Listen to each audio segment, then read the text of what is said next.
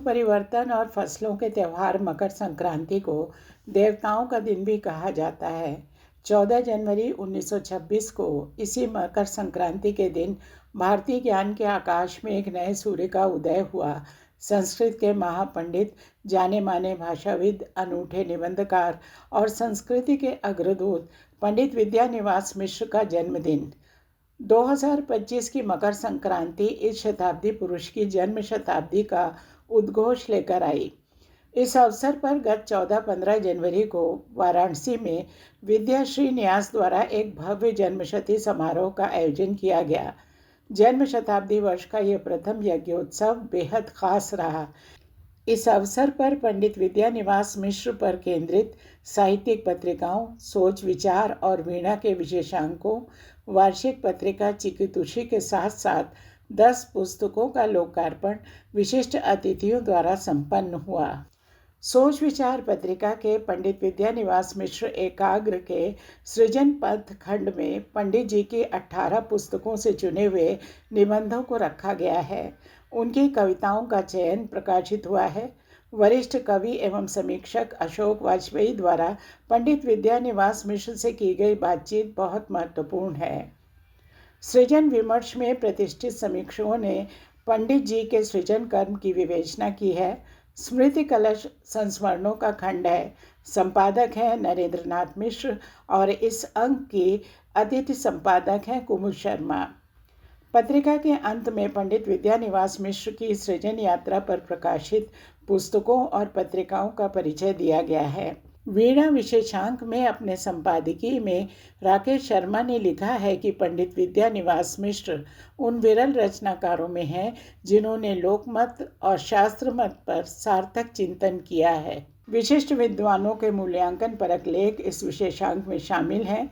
अंत में कुंभ पर्व शीर्षक से पंडित विद्यानिवास मिश्र का एक निबंध प्रकाशित है जो 2025 में संपन्न हो रहे महाकुंभ के मूल अर्थ को समझने की दृष्टि से महत्वपूर्ण है।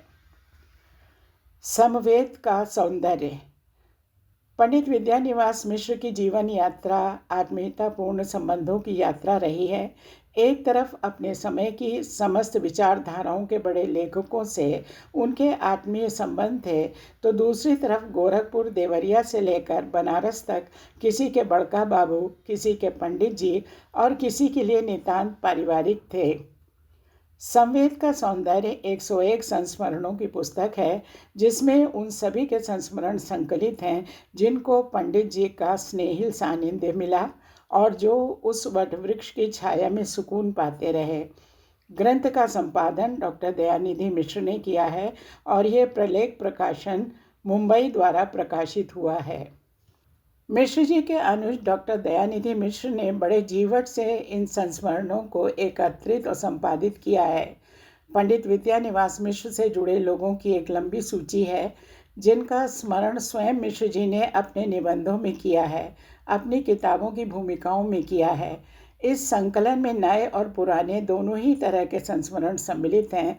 पुराने होते हुए भी इन संस्मरणों की आत्मीयता आज भी दिल को छू लेती है। इस बेहद श्रमसाध्य अनुष्ठान से हमने कुछ संस्मरणों का चयन मन के मौसम के श्रोताओं के लिए किया है। तो आइए चलते हैं यादों के सफ़र में, हम भी शामिल होते हैं। डॉक्टर रामदरश मिश्र, आंगन का पंछी बंजारा मन। वे मेरे हमवतन थे।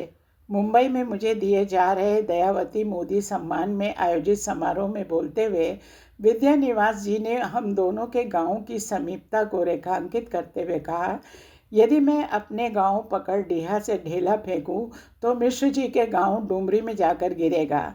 अतः हम दोनों के लेखन में कछार अंचल की संस्कृति और सामाजिक यथार्थ बोलता है।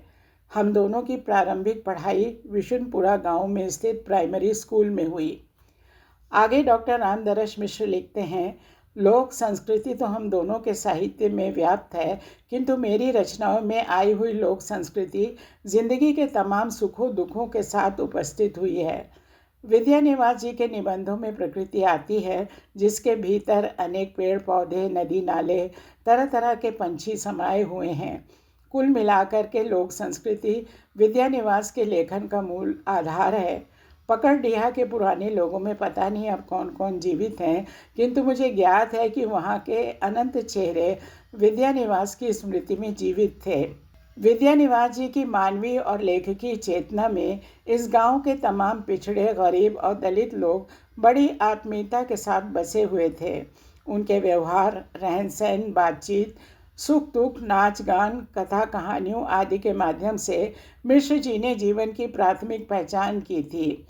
विद्यानिवास जी का लेखकीय और मानवीय मन सदा उनसे बतियाता रहता था। मैं कल्पना कर रहा हूँ कि पकड़डीहा का घर घर पूछ रहा होगा कि कहाँ गए विद्यानिवास। बाग बगीचे पूछ रहे होंगे, मलगा नाला पूछ रहा होगा, प्राइमरी स्कूल पूछ रहा होगा, उनके सहपाठी रामनवल मिश्र और सीताराम मिश्र पूछ रहे होंगे, कहाँ गए विद्यानिवास। पंडित जी को याद करते हुए अमरकांत लिखते हैं, आचार्य पंडित विद्यानिवास मिश्र से मुलाकात होने का कोई सुअवसर मुझे प्राप्त नहीं हुआ। बेशक कुछ पत्रों का आदान प्रदान अवश्य हुआ था।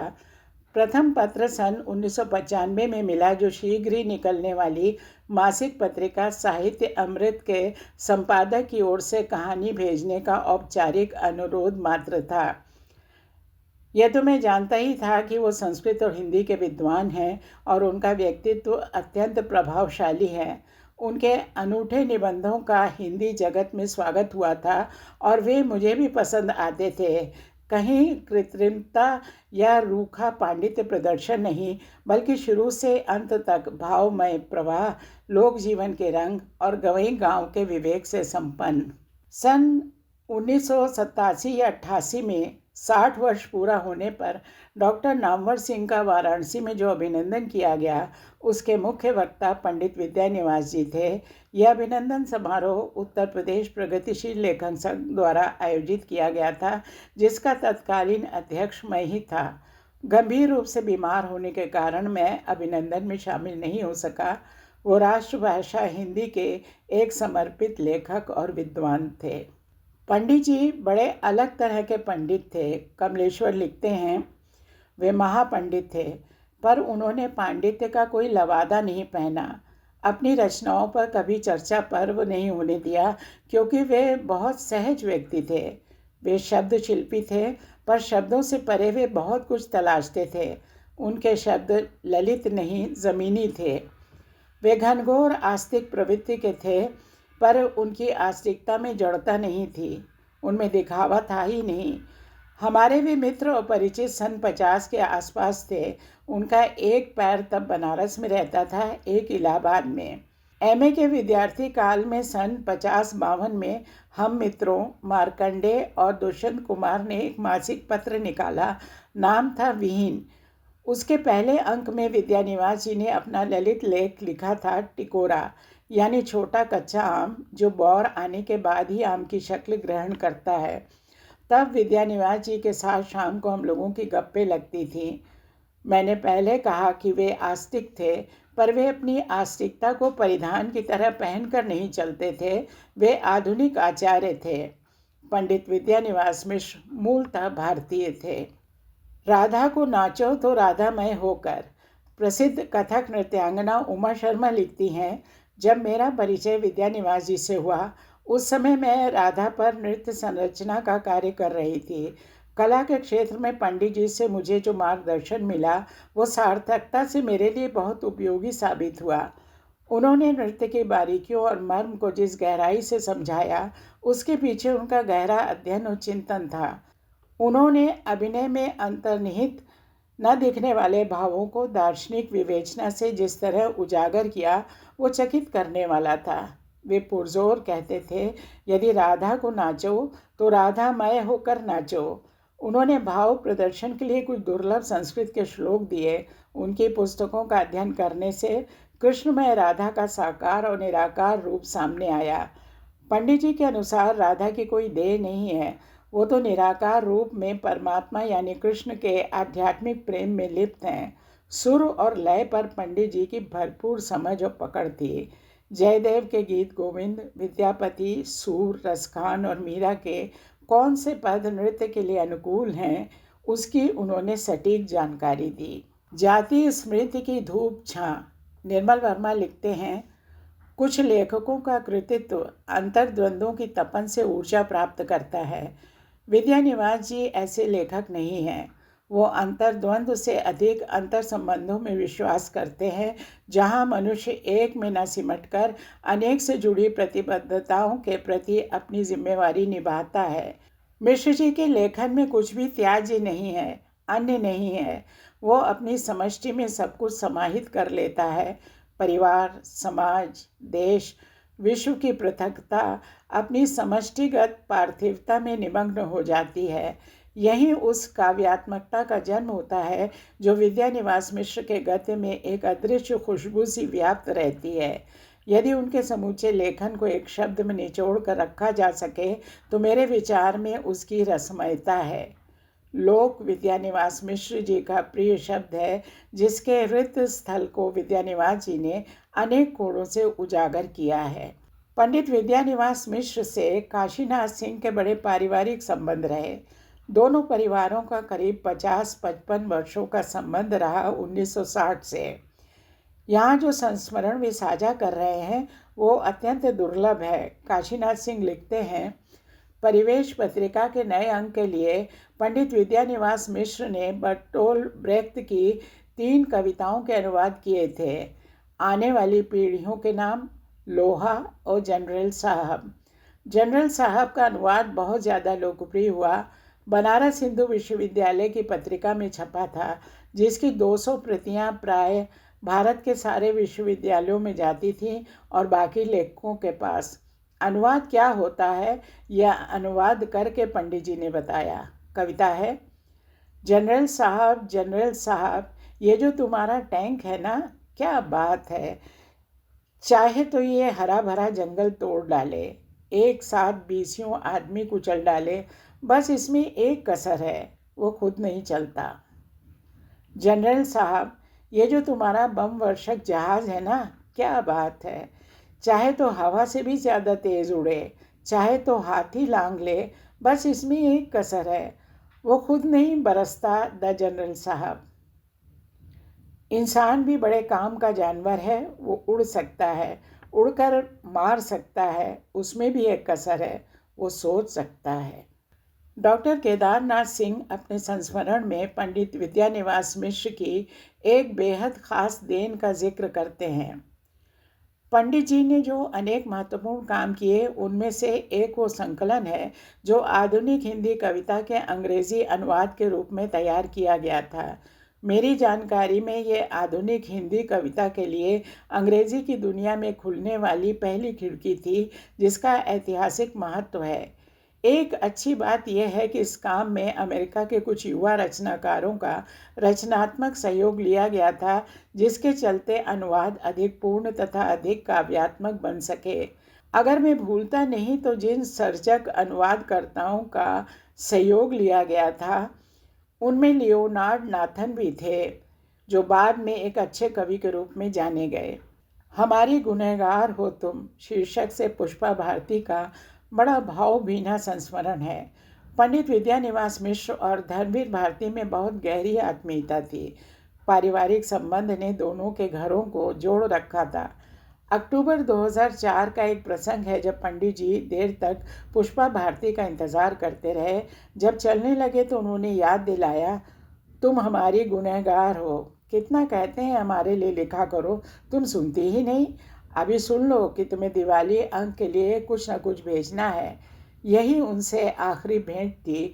पुष्पा भारती याद करती हैं, महाराष्ट्र राज्य हिंदी साहित्य अकादमी ने उन्हें सम्मानित किया था तो अपने भाषण में बोले थे, भारती नहीं रहे, एक आम की गुठली को बारी बारी से मिल बांट कर चूस कर खाने खिलाने वाला अब कोई नहीं रहा मेरे पास। और कहते कहते उनका गला भर आया था। मुझे सदा से ही अपार ममता दी थी उन्होंने। उनके बम्बई आने पर अक्सर मेरा सारा समय रसोई में ही जाता।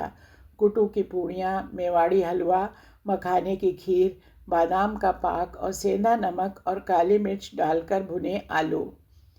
मेरे जैसी एक निहायत मामूली नाचीज़ को लिखने के लिए इस तरह प्रेरित करना, इसरार करना, आदेश देना, ये उनकी कितनी बड़ी उदारता थी।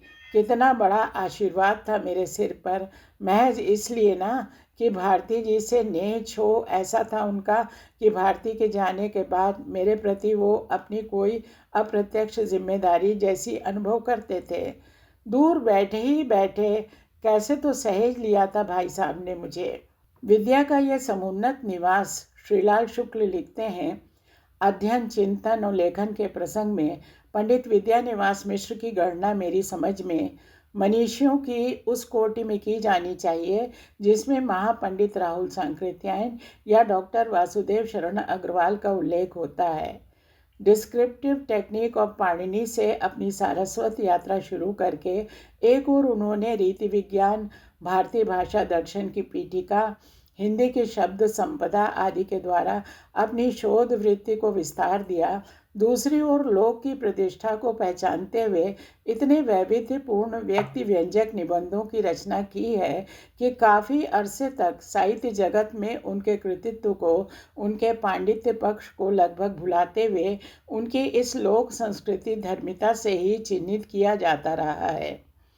साहित्यालोचन और विशेषतः काव्यालोचन के क्षेत्र में भी इसी प्रकार उनकी भावभूमि बड़ी विशद और गहन है। प्राचीनतम संस्कृत काव्य से लेकर नवीनतम हिंदी कवियों की पीढ़ी तक की रचनाओं के प्रति उनकी उत्सुकता और आस्वाद वृत्ति निरंतर परिलक्षित होती रही है। प्राचीनतम और नवीनतम साहित्यों में समान रुचि लेने वाले वे पहले विद्वान नहीं हैं, मगर आधुनिक पंडितों में शायद वे पहले और एकमात्र व्यक्ति हैं जो विभिन्न प्रवृत्तियों और शैलियों में बटे हुए काव्य साहित्य के सहित भाव को प्रमुखता देकर मुक्तिबोध और धूमिल की कविता पर भी उसी सहजता से लिख सकते हैं और वैसी विदग्धता दिखा सकते हैं जैसे करुण रस की अवधारणा भवभूति के परिप्रेक्ष्य में या निर्गुण संतों के काव्य पर। वे पाणिनि व्याकरण की गुत्थियों को आधुनिक तकनीकी की मदद से अधिक बोधगम्य बनाने के प्रति वैसे ही सचेष्ट हो सकते हैं जैसे लोकगीतों के वृहद संग्रह के संपादन के प्रति। आधुनिक हिंदी काव्य को पाश्चात्य पाठकों तक पहुंचाने के लिए वे उसके अंग्रेजी अनुवाद की ओर उसी प्रेरणा से प्रवृत्त होते हैं जो उन्हें रहीम और रसखान के काव्य के संपादन के प्रति हिंदी के आधुनिक पाठकों के लाभार्थ सक्रिय बनाती है।